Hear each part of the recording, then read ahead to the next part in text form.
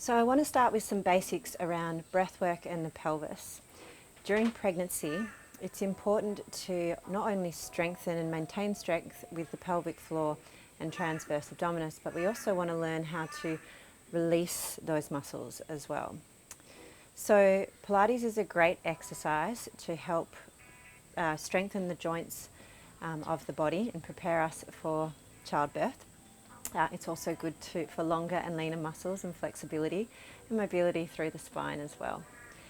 When we look at the pelvis and the pelvic floor, so our pelvis is here, I like to use the analogy of a tissue box.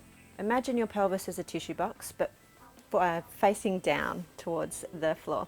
Now I'm sitting on a pillow at the moment just because it's most comfortable for me and it's most stress-free position for my pelvis. You can sit cross-legged for this, or in a chair, or on a bolster, or on a fit ball. So what we're wanting to do here is just take awareness down to the base of the pubis, so the muscles of the pelvic floor that kind of act like a sling at the base, and imagine that's the opening of the tissue box. Remember, the tissue box is upside down.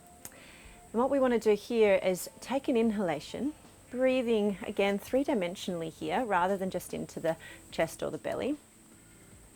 And as we exhale through a pursed lip, we just want to grab, using those muscles, an imaginary tissue at the base of the tissue box. So we're just activating those muscles. Now you might hear people talk about stopping your stream of urine midstream. Sure, that's a great analogy. I like to think of using the muscles as just gently contracting to grab the tissue. They're the same muscles recruited during the midstream contraction. And then I want you to draw that tissue up in through the center of the body towards the belly button. So you want to feel this kind of elevator lift through the middle of the belly, through the middle of the torso. And that then helps us to activate the TA, your transverse abdominus, that wraps around the lower belly region. So there doesn't need to be any change in the shape of your spine, particularly the lower back, or movement in the pelvis for this at all. It's a very internal contraction, so I can't tell you if you're doing it correctly. I'm just trying to give you some cues to connect you with these muscles. So take an inhale, letting everything relax and flow. And as you exhale, gently grab the tissue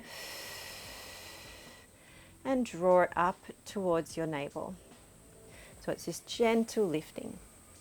Try not to activate your glutes, your butt muscles, too much, even though the muscles around the perineum will still also be activated here. And then as you inhale, just like the elevator going back down, release the tissue with control. So you want to feel a full relaxation of those muscles. Exhale, contract. Draw the tissue up. Inhale, release.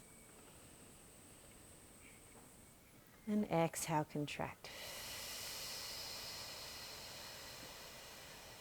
What you should also feel, if you wanted to, is place your hands around the lower abdomen region. Also think about drawing baby towards your spine as you exhale and draw the tissue up. And you want to feel this gentle drawing in, and that's the TA gently activating. You can also play around with this breathing technique and activation of the pelvic floor, also known as Kegel exercises, by using different stages. So for stage 1, as you exhale, you'll just gently, very softly contract the pelvic floor at the base.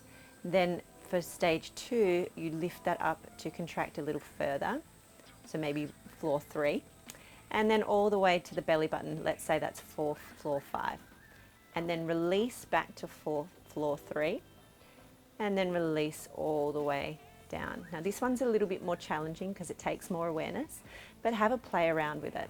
So you're contracting at floor 1 or ground floor, then drawing that contraction to floor 3, then up to floor 5, releasing to floor 3, and then all the way back to ground floor.